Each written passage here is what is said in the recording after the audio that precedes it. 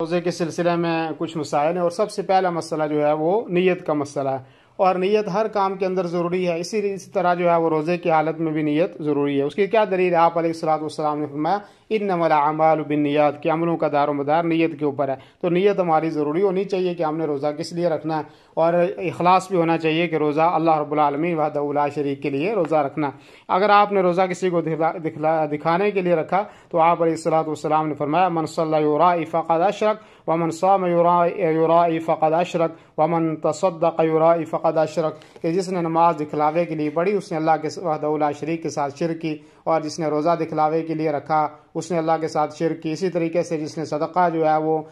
دکھاوے کے لیے کیا تو اللہ کے ساتھ اس نے شرک کی۔ لیکن روزے کے لیے نیت زبان سے الفاظ کہنے ضروری نہیں ہے، بس جو آپ کے دل کے ارادہ ہے اور قصد ہے یہی آپ کی نیت ہے، اور یہ آپ نے رات میں کرنی ہے۔ اور آپ علیہ الصلوۃ والسلام کا فرمان ہے، ابو داؤد اور ترمذی کی روایت ہے، آپ علیہ الصلوۃ والسلام نے فرمایا من لم یجمع الصیام قبل الفجر فلا صیام له، کہ جس آدمی نے فجر کی نماز سے پہلے